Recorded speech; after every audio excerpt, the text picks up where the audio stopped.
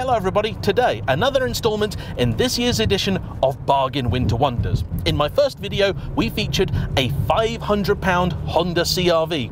And I know what you're thinking, that's fine if you're a millionaire, what about those on an even tighter budget? Well, I present to you this, a 1999 Peugeot 406 picked up for the figure of 449 of your earth pounds.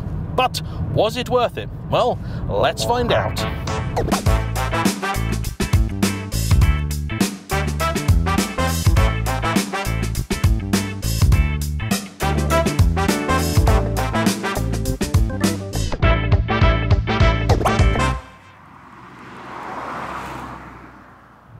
The 406 is actually a bit of a motoring legend. Not only does it have a star turn in the fabulous 1998 film Taxi, but here in Britain it was also something of a fleet favourite, becoming, I think, one of the most popular purchases for taxis and general company car usage. These were everywhere, and then they weren't. The one today that I think is best remembered is the 406 Coupe. You could also get the car in estate guise, or as we have here. And the Coupe is best known on account of the fact it's a genuinely good-looking car, courtesy of lines styled by Pininfarina. And it is for that reason that many call it the baby Ferrari 456. Even this saloon, I think, is a fairly handsome devil. This, being a 1999, is a late example of the Phase 1 car. That year, they were facelifted and did get, I think, a little sharper, a little more modern. But still, both, I think, are fine things. The car debuted in 1995, going on sale here in 1996 and lasting until 2004, when it was replaced by the generally unloved 407. In fact, I remember very clearly that Evo magazine had a summary of the 407. It said, "Great to drive, good to look at. That's the 406. And as a 407 owner, I was always a little bit upset by that. However, as I have matured, I've begun to understand why it was that car was met with such apprehension. In any case, today, I think both have a lot going for them. Though this doesn't have the same sophisticated suspension setup as the 407, it's still got its fair share of Gallic flair under the skin, including up front an inverted McPherson strut and at the back a multi-link arrangement that they called RS10. In terms of powertrain, you had a selection of both petrol and diesel engines, including a few common rail ones, which for the time was a fairly fancy thing. This car has what was likely the middle-of-the-road option, a 2-litre naturally aspirated petrol making about 135 horses. The range topper of the day was a 3-litre V6, rare both then and now. This particular car was apparently purchased from new by its previous owner, who had it from 1999 until 2021, when it was picked up by its current owner, Toby, who has a Mazda MX-5. More specifically, a Unos Roadster, and he decided it would be a little bit unfair to keep driving that car through the British winter, so he wanted something to pile the miles on when there's salt on the roads. And trawling through Facebook one day, he saw this. He told me that a 406 was never really a consideration, and in truth, he never really paid them much attention at all. To be fair, by the time he was actually driving, these had already become a relatively rare sight. Between company car and taxi drivers not taking the most fastidious approach to maintaining their vehicles, and the fact that these were prime scrappage scheme material, it's really unsurprising that not that long after they'd been discontinued, they'd already become a relative rarity.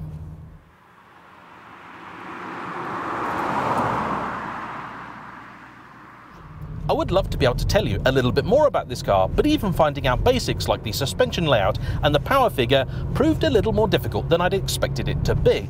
I certainly have absolutely no idea what the GLX trim gave you. In terms of this car, it features a fabric interior complete with some, I'm reasonably confident, not real wood. You did have air conditioning, which up until relatively recently also worked. It is in fact actually full climate control. Set your temperature and it will achieve it. The heater happily still blows nice and cold, though unfortunately the original stereo had to be replaced because something happened, it reset itself, and now it needs a code to unlock it, which Toby has been unable to find. I'm fairly certain that somebody out there will be able to help him, so if you know where he can find the code to unlock the stereo that he still has, please hop into the comment section down below and help us out. The visibility is also really good. The B pillar is nice and narrow and fairly far back. The A pillar is reasonably vertical, meaning you can see just about everything. Because there is, mercifully, no privacy glass, it also feels fairly light in here, despite the fact there's no sunroof of any kind. Sure, plenty of the materials and things in here are fairly cheap, but most of the electrics seem to work, yeah? Rear windows, all good, as are the fronts. It's a decent car, this. 450 quid. That's a bargain. Practical too. Plenty of space in the back. These chairs are lovely and comfy. They remind me a bit actually of sort of not just old French stuff, but old Japanese stuff too. And the armrests, much appreciated. Passenger gets one too. The boot is a really good size as well. And this is just such a nice thing.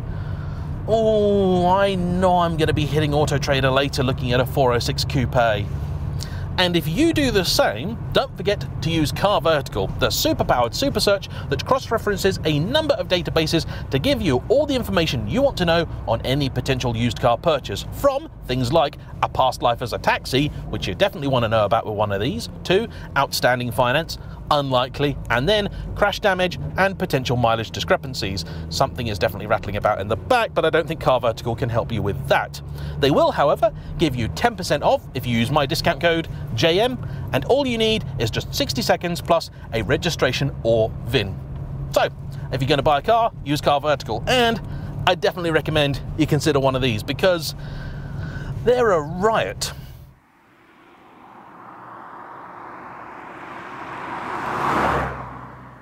He has been with this car strictly applying the principles of Bangonomics. The purchase price was £450, negotiated down from the $500 asking on account of the fact that the exhaust was simply flopping about. Naturally, he waited to fix that until one day he got in the car and drove away with the exhaust dragging along the floor. The reason I said earlier that the car was £449 was because, upon first inspection, he found a quid under the seat. And I think that counts. Inside, it's not actually in all that bad a condition. It's generally worn its years fairly well, and beyond the fact that some of the fabric on the passenger side door is trying to break free, it's actually in much better condition than you would have expected. Naturally, the car has only been cleaned twice in its life, once some time ago and once more recently. And before you start having a go at Toby for bringing me a car in this condition, first off, this is the spirit of this series. I want cars presented as they are used. Secondly, the lovely chap has actually brought me it twice. First time was last week when he arrived and it absolutely chucked it down. So he, with absolutely no quarrelling whatsoever, has happily agreed to bring it back to me so I can share it with all of you in somewhat better weather. And I do believe in between the two sessions he did clean the car but then had to drive it through a flood. So yeah. The engine is currently working its way through a fair bit of oil on its own. However, in order to help prolong the life of the car, he has performed one oil filter change, which he did himself, and the car is likely going to be due another soon. The overall fuel economy is somewhere in the sort of 35 mpg range, which I think is not that bad when you consider it's a 2-litre naturally aspirated engine pulling a reasonably large car and with a 4-speed torque converter automatic. It's also got a gauge down here, just integrated into the rev counter, which apparently is for the oil, though in the 2 years that he's had it, it's only worked the once, and he's not entirely sure when it's supposed to show you how much it's got. He does keep putting plenty in there though, and I suspect as long as he does, it's probably going to last quite a bit longer than he anticipated. In fact, with just the 130,000 miles on the clock, I don't see why it couldn't do another 100,000, provided it gets the maintenance that it needs. If I had something like this, I think I'd be tempted to do slightly shorter oil services, sort of 5 to 10,000, because, you know, that's just going to keep it going. However, with these, I think it was never the engine that was likely to let you down. Toby had never owned an automatic before, so wasn't really sure whether this was a good one or not, and to be honest, other than the fact that the general lack of ratios means it labours the engine quite a bit, it is fairly smooth around town, and when you're at junctions and the like, it's pretty responsive.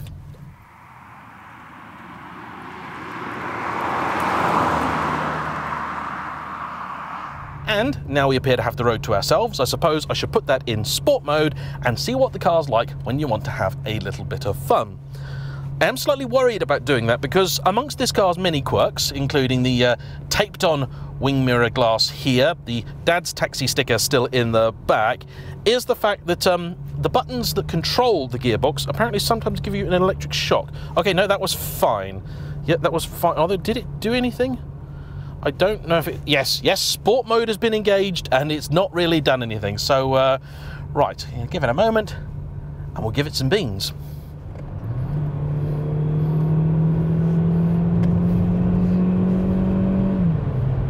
Right, sport mode is absolutely useless. I have just decided to engage the gears manually, not that there are all that many to choose from. As you might imagine, it's not a particularly spry thing. However, it's a great drive, this car. Oh my word, it's good. I've just hopped out of a considerably more modern second generation Citroen C5, complete with the Hydractive pneumatic suspension. That's a really comfortable thing. But this is still, I would say, almost as comfy. However, its party piece, the chassis. Oh, the turning. Okay, it's not the quickest, but it gives you a confidence. That front end is magic, and this car is proper. Oh, what I'd give to have a manual gearbox in this right about now, because that would make such a difference. As it is, this is just frustrating beyond belief. Oh, I've got... There's lights flashing up for sport and wind. Oh, that's because they've disengaged, I think. Yeah, I don't know what's going on there. Sport mode, yeah. There were lights for both sport and winter flashing up, so the car was clearly unhappy about something. There's not even a kickdown button in this, and to be honest, put your foot to the floor and it's not really that keen on changing. It likes the gear that it's in, whatever that may be. This is so nice. Oh, and now it changes down. Because of course it does.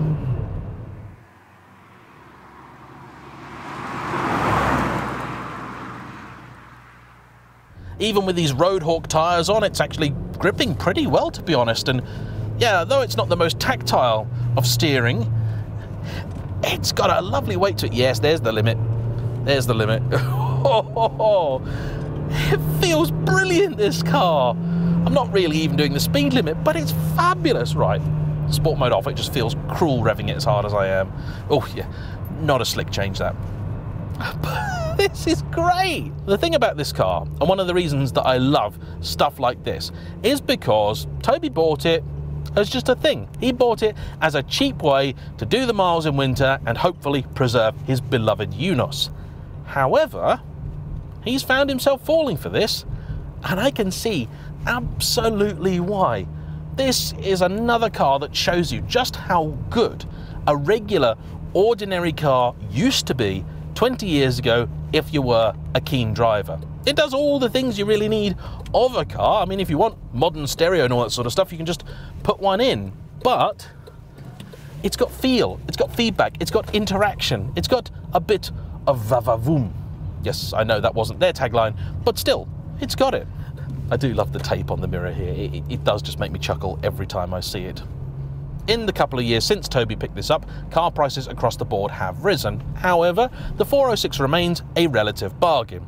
Was panicked there for a second, wasn't sure what was going on. I should point out that before I took the car away, I was told, oh, by the way, if at some point it just stops and won't start again, that's the negative pole on the battery has come loose. I love when I'm sent out with instructions like that.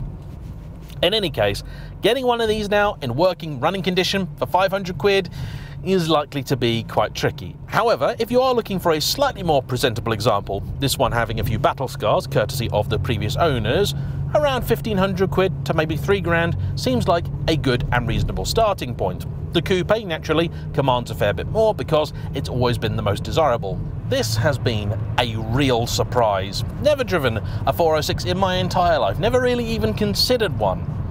Now though, I get what the fuss is about. And so, I want to say a big thank you to Toby for bringing his car out, and as ever, to you for watching. Don't forget to hit the like button, comment down below, and subscribe if you haven't already. I'll see you for the next one. Bye bye.